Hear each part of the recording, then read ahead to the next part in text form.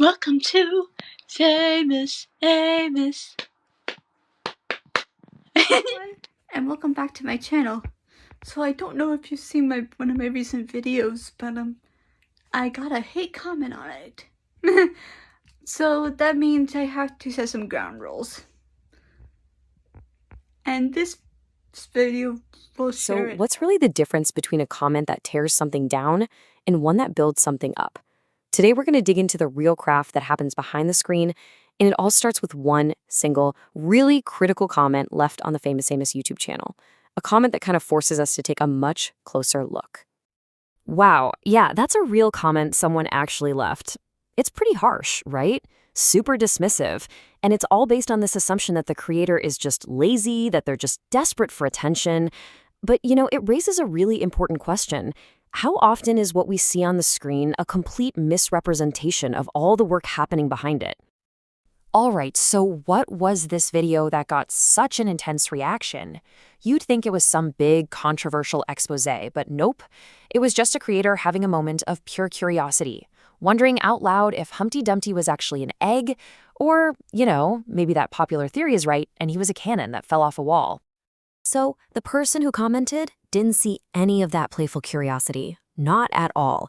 They just saw a helpless freakout.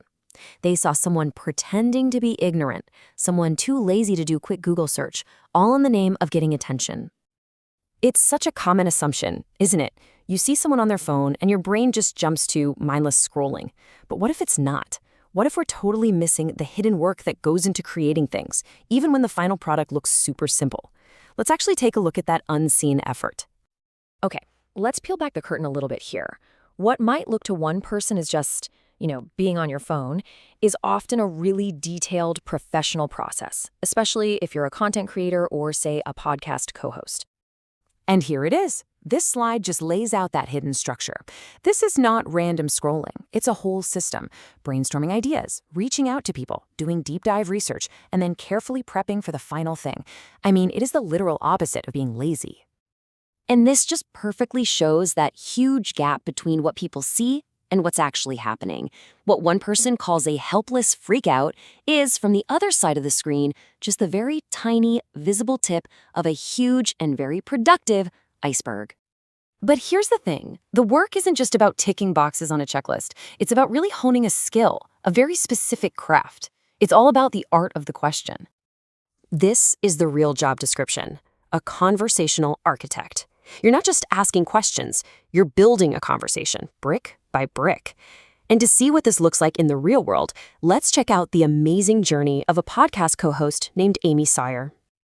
Just look at this progression. She didn't just show up with a list of things to ask. She started out by building connections. Then she shifted her focus to creating real value for the audience. She got recognized for it, and eventually she became the person they trusted to ask the biggest, most important questions. She literally became the architect of the conversation. So what does that actually look like? What's the leap from a good question to a great one? Well, the difference is pretty much everything. This right here is such a perfect example. So when interviewing the musical trio Grace, a good solid question is, how did it all start? And you'll get a fact, an answer. But a great question, well, that's what Amy asked. It's got layers. She asks how they blend their backgrounds, what their creative process is like, how they make it all work. See the difference? The first question gets you an answer. The second one, that gets you a story.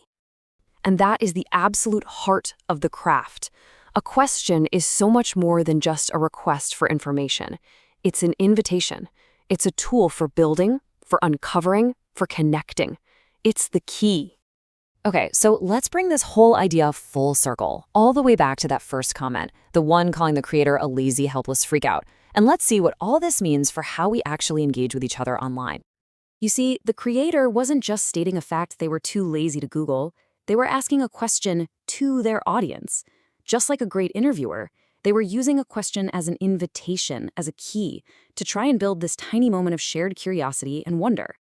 So, in response to that whole thing, the creator of the Famous Amous channel came up with a new rule for their community.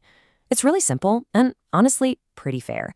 Everyone gets one warning because, hey, we all have bad days. But if the negativity just keeps coming, it's not constructive for anyone. The whole goal is to build a place that celebrates creativity instead of tearing it down. And that kind of leaves us with this one last thought to chew on. Every single comment we leave online is, in its own way, a question.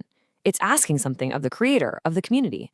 So the real question you have to ask yourself is, what is your comment trying to build? Is it going to be a wrecking ball, or is it going to be another brick helping to build something interesting, something creative, and maybe even something a little bit wonderful together? Thanks everyone so much for watching. Don't forget to leave a like, comment, and subscribe so you don't miss out on any videos. And I'll leave a link to my socials as well so you can stay updated on what I'm doing. See you next time!